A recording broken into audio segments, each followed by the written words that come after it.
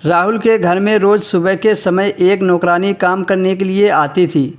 वह रोज़ उसे देखता था। नौकरानी का नाम दिव्या था। एक दिन दिव्या ने राहुल को घूरते हुए देख लिया। वह समझ गई थी कि राहुल उससे क्या चाहता है। एक दिन राहुल की बीवी नहाने के लिए गई। रविवार का दिन था।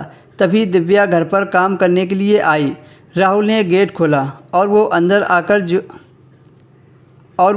आकर रोज़ के कामों में लग गई। दिव्या झाड़ू लगा रही थी और राहुल उस समय बेड पर बैठकर टीवी देख रहा था। दिव्या जैसे ही झाड़ू लगाते हुए पास आई तो राहुल को उसकी छाती दिखने लगी। राहुल दिव्या के उभरे बदन व छाती को गौर से देखने लगा और उसके अंदर काम वासना जाग गई।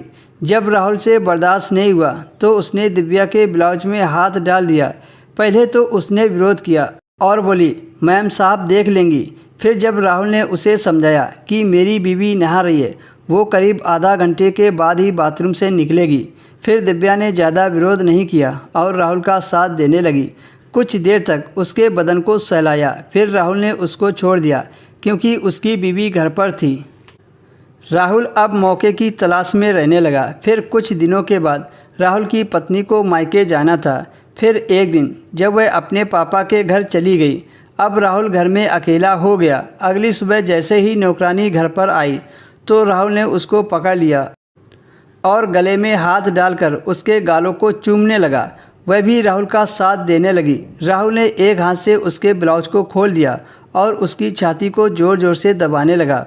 ऊपर के कपड़े निकालने की वजह से दिव्या शर्माने लगी। दिव्या की अभी 2 महीने पहले ही शादी हुई थी।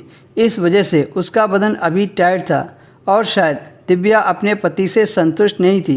तभी तो उसने राहुल को ये सब करने से मना नहीं किया और उसके काम में आराम से उसका साथ दे रही थी। वो अभी 18 साल की थी। फिर राहुल ने दिव्या के नीचे उंगली कर दी तो वह दर्द से चिल्ला उठी। फिर राहुल ने देर न करते हुए उसे बेड पर लिटा दिया और कमर के नीचे से कपड़े निकाल दिए। अब दिव्या राहुल के सामने पूरी निर्वस्त्र थी।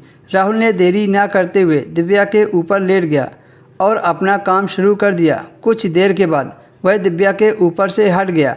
फिर दिव्या ने कपड़े पहने और अपने रोज़ के काम में लग गई।